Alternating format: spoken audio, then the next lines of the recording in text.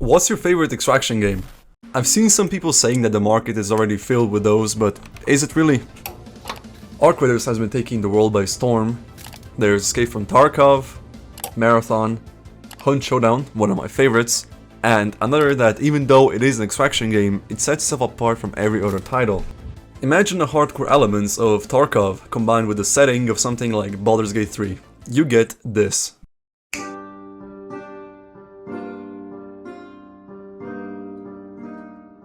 In Dark and Darker, as with any other extraction game, your goal is to go deep in the dungeons, get as much loot as possible, and get out alive, avoiding monsters and other players alike.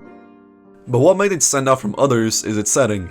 Instead of another somewhat fast-paced shooter, Dark and Darker flips things completely. It's set in a medieval fantasy, where you'll be fighting goblins, skeletons, dragons, and various different player classes, while the movement and combat itself is brutal and slow. In most other fantasy games, you're able to move much more freely, not having to commit to one action, where in Dark and Darker it's a little bit more... it's the complete opposite. Each action matters along with the timing.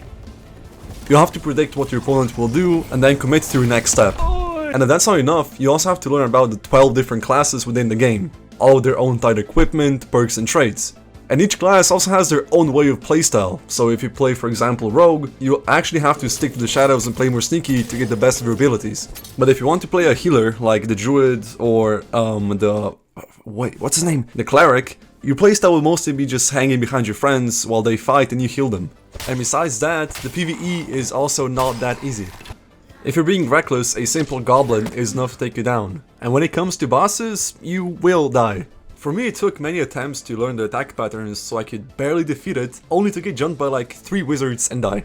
And like with all extraction games, when you die, you're gonna lose everything you had on you. And of course, buying or upgrading your stuff will help you win in a fight, but one mistake can take all that away.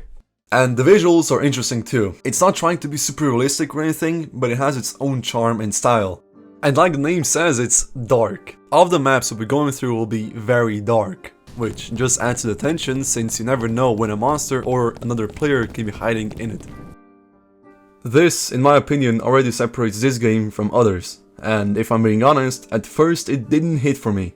I love medieval fantasy, so an extraction game with that as its setting intrigued me. I launched it for the first time, I gave it a few matches, got destroyed by people with thousands of hours more than me, and then I left. And I couldn't help but think that this game has such an amazing concept and so much potential. So after a while I got back, and when I killed my first player and made my first major loot extract, I mean, the feeling was like in no other extraction game I've played. And that's when I realized that this game truly is different, but just led in a bad direction. And to understand why that is, we need to go back to 2020.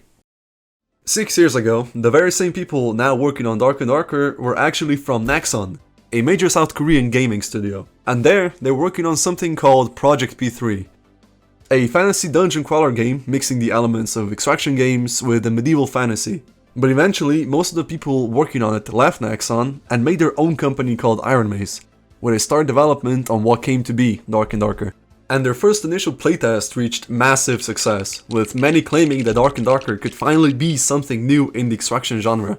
And Nexon didn't like that.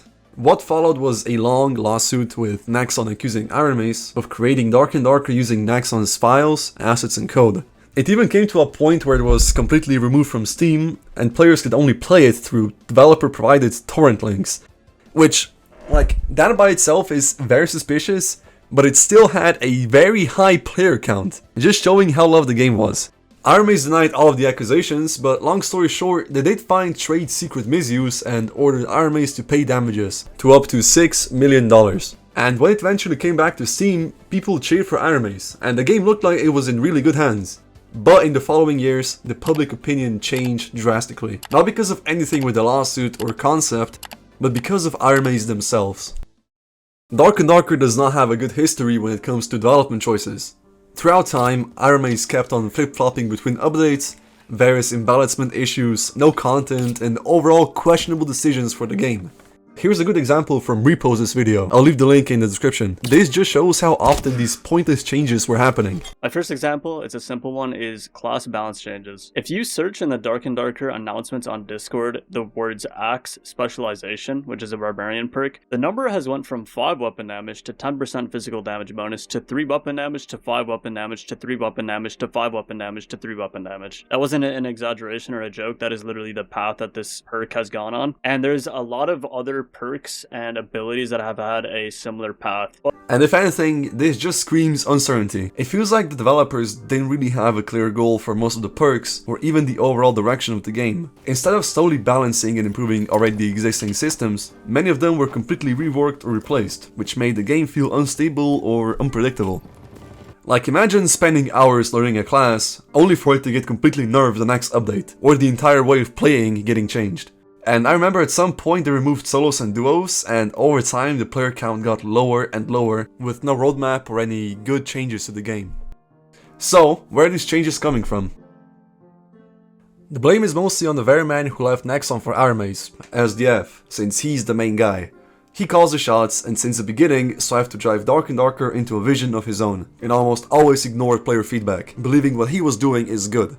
This led to questionable decisions like removing solos and duos, causing many players to completely lose hope and leave the game.